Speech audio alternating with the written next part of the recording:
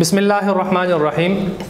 اسلامیات لازمی class first year federal board, باب اول ہم پڑھ رہے تھے، اور باب اول میں سے رسول صلی اللہ علیہ وسلم کی یا کسی بھی رسول کی ضرورت کیوں پیش آتی ہے، یہ عنوان ہم نے پڑھنا تھا۔ آپ سب بچے اپنی کتابیں اپنے سامنے کھول لیں۔ میں کتاب سے پڑھتا ہوں۔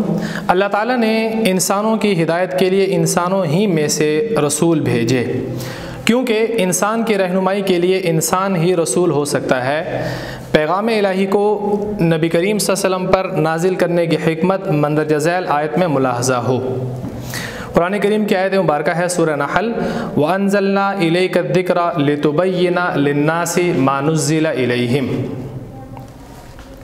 وَأَنزَلْنَا، اور ہم نے اتارا، نازل کیا، الیکا آپ کی طرف، الذکر نصیحت کو، وَأَنزَلْنَا إِلَيْكَ الذِّكْر ہم نے آپ کی طرف ذکر یعنی نصیحت کو اتارا۔ کیوں؟ لِتُبَيِّنَ، لام تاکہ، تبینہ تو واضح کر دے، تو کھول کر بیان کر دے، ما اس چیز کو، نزلہ جو کہ اتاری گئی، الیہم ان کی طرف، تو جو ان کی طرف کتاب نازل کی گئی ہے، اتاری گئی ہے، آپ اس کو واضح کر دیں، وضاحت سے بیان کر دیں اس نصیحت کو۔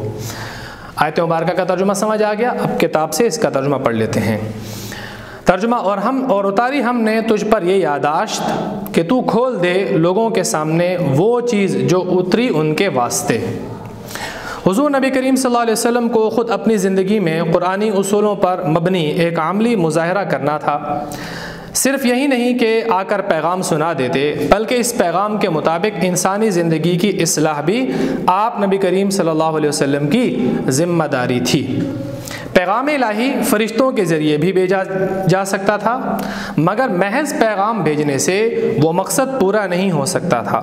اس عظیم مقصد کی تکمیل و تعمیل کے لیے لازمی تھا کہ اس پیغام کو بنی نوع انسان کا ایک فرد لے کر آئے، جو کہ انسان کامل ہونے کے باوجود بہرحال انسان اور بشر ہو۔ اس کو مشکلات اور مجبوریوں کا اسی طرح سامنا کرنا پڑتا ہو جس طرح اس کی امت کے معمولی فرد کو، اور جو ساری دنیا کے سامنے ایک ایسی سوسائٹی کو بطور مثال رکھ دے جس کا اجتماعی نظام اسی پیغام الہی کے منشا کی شرح ہو۔ یہ کتاب کا جو پہلا پیراگراف ہے، رسول کی ضرورت، وہ ہم نے مکمل پڑھا۔ اس میں ایک آیت مبارکہ ہم نے پڑھی کہ اللہ تعالیٰ رسول کو کیوں بھیجتے ہیں، کیوں اتارتے ہیں، اس کی وجہ بیان کرتے ہیں کہ وَأَنزَلْنَا إِلَيْكَ الذِّكْرَ لِتُبَيِّنَ لِلنَّاسِ مَا نُزِّلَ إِلَيْهِمْ ہم نے آپ کے طرف جس ذکر نصیحت کو بھیجا ہے، اتارا ہے، وہ اس لیے کتاب تاکہ آپ ان کی وضاحت ان کو کر دیں۔ بالفاظ دیگر اللہ جل شانہ نے حضور نبی کریم صلی اللہ علیہ وسلم کی امت کی ہدایت، بھلائی، رہنمائی کے لیے قرآن مجید کو نازل کیا، اور حضور نبی کریم صلی اللہ علیہ وسلم کو اس لیے بھیجا تاکہ اس قرآن کی وضاحت، اس قرآن کی تفسیر، اس قرآن کی تشریح، اس قرآن کے معانی و مطالب وہ آپ نبی کریم صلی اللہ علیہ وسلم کے ذریعے سے امت تک پہنچ جائیں۔ اب یہاں ایک مثال کے ذریعے اس بات کو سمجھ لیتے ہیں کہ رسول کی ضرورت کیوں پیش آئی۔ وہ مثال میں اس لیے دیتا ہوں تاکہ بات ذرا اچھے طریقے سے سمجھ آ جائے۔ تھوڑی دیر کے لیے میں آپ سے ایک گمان آپ سے کرواتا ہوں کہ آپ سوچیں کہ یہ بات یوں تھی، وہ صرف سمجھانے کے لیے ہے۔ آپ یہ سوچیں کہ اللہ تعالیٰ نے کتابیں اپنے نازل کی ہیں، لیکن کسی نبی اور رسول کو نہیں بھیجا۔ اب یہ مثال کر لیں، سمجھ لیں فرضی طور پر کہ اللہ تعالیٰ نے اپنی کتابیں، اپنے احکامات تو نازل کیے ہیں، لیکن اللہ تعالیٰ نے انبیاء علیہ الصلوۃ والسلام، نبیوں کا سلسلہ جاری نہیں کیا۔ اب آپ سوچئے کہ قرآن کا حکم ہے وَأَقِیمُوا الصَّلَاةَ، نماز قائم کریں، وَآتُوا الزَّکَاةَ، زکوٰۃ ادا کریں، وَارْکَعُوا مَعَ الرَّاکِعِینَ، اور رکوع کرنے والوں کے ساتھ رکوع کریں۔ اب قرآن کی اس آیت مبارکہ کو اگر میں از خود یعنی انبیاء علیہ السلام کی تعلیمات کے علاوہ سمجھنا چاہوں تو کیا میں نماز کا نقشہ کہ نماز میں کتنی رکعات ہیں، نماز میں کس وقت میں کیا پڑھنا ہے، نماز میں کن کن چیزوں سے نماز ٹوٹ جاتی ہے، اور کس وقت میں کتنی رکعتیں فرض ہوئی ہیں، دن میں کتنی نمازیں فرض ہوئی ہیں، اور کس کس رکعت میں کب کب کیا پڑھنا ہوتا ہے، اور اگر اس وقت میں یہ نہ پڑھا جائے تو اس کا حکم کیا ہوتا ہے۔ آپ ان تمام باتوں کو کیا اگر قرآن مجید کے ترجمے سے سمجھنا چاہیں، پڑھنا چاہیں، تو شاید آپ کو یہ چیزیں قرآن مجید میں سے نہیں ملیں گی۔ ایک مثال۔ دوسری مثال، قرآن کریم کا حکم وَأَتِمُّ الْحَجَّ وَالْعُمْرَةَ لِلَّهِ، اللہ تعالیٰ کے لیے حج اور عمرہ کو مکمل کرو، پورا کرو، ادا کرو۔ اب قرآن کریم کا یہ حکم تو آ گیا، اب حج کیسے کرنا ہے، کیا کیا طریقہ ہے، کتنی اقسام ہیں، کس وقت میں کیا کیا کرنا ہے، کب ہوتا ہے۔ اسی طرح عمرہ، کیا اس کے فرائض ہیں، کیا اس کے واجبات ہیں، کیا اس کا مکمل طریقہ ہے۔ عمرے کے دوران اگر یہ عمل اختیار کریں تو اس پر یہ سزا ہوتی ہے، مطلب دم لازم آتا ہے، قربانی دینا ہوتی ہے، اور اگر یہ چیز چھوٹ جائے تو اس پر کوئی چیز لازم نہیں آتی۔ ان تمام چیزوں کو اگر ہم اس دائرے سے دیکھنا چاہیں کہ ہمیں قرآن مجید کے ترجمے سے بغیر نبی کے، انسان کی ذات کے، بغیر نبی کے ذات کے ہمیں خود براہ راست سمجھ آ جائے، تو ایسا ناممکن ہے۔ تو یہ دو مثالیں میں نے اس لیے آپ کے سامنے عرض کی ہیں، اس لیے پیش کی کہ اگر درمیان میں نبی کی ذات موجود نہ ہو تو اللہ تعالیٰ کی کتاب مقدس، اللہ تعالیٰ کی پاک کتاب سے ہم رہنمائی بذات خود نہیں حاصل کر سکتے، جب تک انبیاء علیہم السلام کا جو درمیان میں سلسلہ ہے کہ انہوں نے اللہ تعالیٰ کے احکامات کو، ہر ایک چیز کو امت کے سامنے واضح کیا، کھول کھول کر بیان کیا۔ اس لیے امید ہے آپ کو ان دو مثالوں سے یہ بات اچھے طریقے سے سمجھ آ گئی ہوگی۔ ایک دفعہ ہم پیراگراف کو خود پھر سے پڑھ لیتے ہیں اور اس میں جو وضاحت کی چیزیں ہیں وہ بھی آپ کو بتا دیتا ہوں۔ پیراگراف دوبارہ سے، اللہ تعالیٰ نے انسانوں کی ہدایت کے لیے انسانوں میں سے ہی رسول بھیجے، کیونکہ انسانوں کی رہنمائی کے لیے انسان ہی رسول ہو سکتا ہے۔ یہ پاس پیپر کا MCQs ہے۔ انسانوں کی رہنمائی کے لیے ڈیش ہی رسول ہو سکتا ہے، جن، فرشتہ، انسان یا کوئی اور مخلوق۔ تو انسانوں کی رہنمائی کے لیے انسان ہی رسول ہو سکتا ہے۔ آگے پیغام الہی کو نبی کریم صلی اللہ علیہ وسلم پر واضح کرنے کی حکمت وہ کون سی ہے؟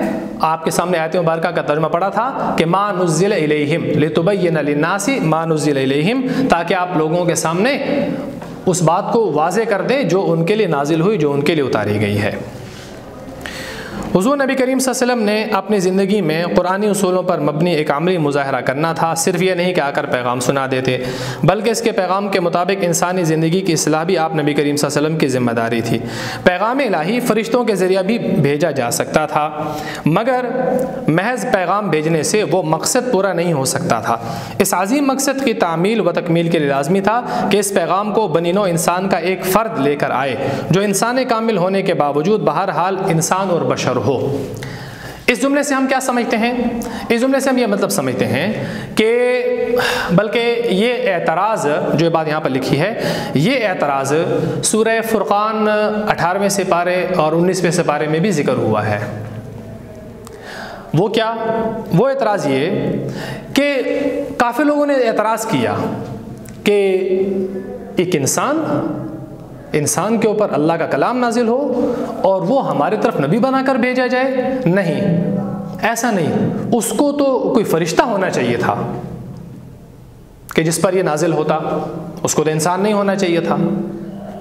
ایک دوسرا، انہوں نے کہا کہ اگر وہ کوئی انسان ہے تو اس کے آگے پیچھے لاؤ لشکر ہوتا، لولا انزل الیہ ملک فیکون معہ نذیرا، تو اس کے آگے پیچھے کوئی فرشتوں کا لشکر وغیرہ ہوتا تاکہ ہم اس کو سمجھتے جانتے کہ واقعتاً یہ اللہ کا نبی ہے۔ اللہ تعالیٰ نے انبیاء علیہم السلام کو انسان ہی کے جنس میں سے اس لیے بھیجا اور تمام انسانی تقاضے ان کو اس لیے ان کے ساتھ لگائے تاکہ وجہ اس کی یہ تھی تاکہ کل کلاں کوئی انسان قیامت کے دن اللہ کے بارگاہ میں یہ نہ عذر کر سکے، یہ بہانہ نہ بنا سکے کہ جس انسان کو آپ نے ہمارے رہنمائی کے لیے بھیجا تھا کہ بھائی اس کی پیروی کرو، میں اس کی پیروی کیسے کر سکتا؟ مجھے تو کھانے پینے کی ضرورت، اس نبی کو کھانے پینے کی ضرورت نہیں تھی، مجھے تو اپنے گھر والوں بیوی بچے کی ضرورت اور ان کو تو اس چیز کی ضرورت نہیں تھی، ہمیں تو سونے کی جاگنے کی دوسری چیزوں کی ضرورت، ان کو تو نہ سونے اور جاگنے کی کوئی ضرورت نہیں تھی۔ یہ اعتراض کل کلاں کوئی انسان نہ کر سکے کہ ہم نبی کی اتباع کیسے کر سکتے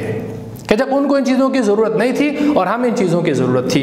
تو لہٰذا جب ہم ان چیزوں کی ضرورت تھی اور وہ ان انبیاء علیہ السلام کو ان چیزوں کی، ان ضروریات کی کوئی ضرورت نہیں تھی، تو ہم ان کی اتباع کیسے کر سکتے؟ یہ اعتراض آ سکتا تھا۔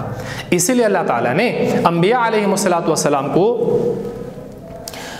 جو نبی بنا کر بھیجا وہ انسان ہی کی جنس میں سے اس لیے بنا کر بھیجا تاکہ انبیاء علیہ السلام کو بھی تمام وہ حاجتیں ہوں جو عام انسان کو ہو سکتی ہیں، اور ان تمام حاجتوں کے ہونے کے باوجود، ان تمام انسانی حاجتوں کے ہونے کے باوجود وہ ایک کامل بشر ہو اور ایک کامل نمونہ ہو۔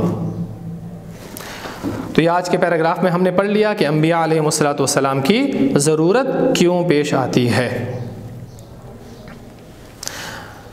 پیراگراف کا باقی حصہ، اس کو مشکلات اور مجبوریوں کا اسی طرح سامنا کرنا پڑتا ہو جس طرح اس کی امت کے معمولی فرد کو۔ آپ دیکھتے ہیں آپ نبی کریم صلی اللہ علیہ وسلم کی زندگی کو، آپ نبی کریم صلی اللہ علیہ وسلم کی زندگی میں مکہ مکرمہ میں جو آپ نبی کریم صلی اللہ علیہ وسلم کا 13 سالہ دور ہے، کتنی تکلیف اور پریشانیوں میں گزرا ہے۔ جب آپ نبی کریم صلی اللہ علیہ وسلم نے نبوت کا اعلان فرمایا تو سب سے پہلے تو آپ کے اپنے آپ کے خلاف ہو گئے، اور کیا نہ کیا آپ کو نہیں کہا گیا، اور پھر ایک سختیوں کا زمانہ، تنگیوں کا زمانہ، پھر شعب ابی طالب کا زمانہ، یہ تمام آپ نبی کریم صلی اللہ علیہ وسلم نے کیسے سختیوں کے ساتھ برداشت کیے۔ تو جو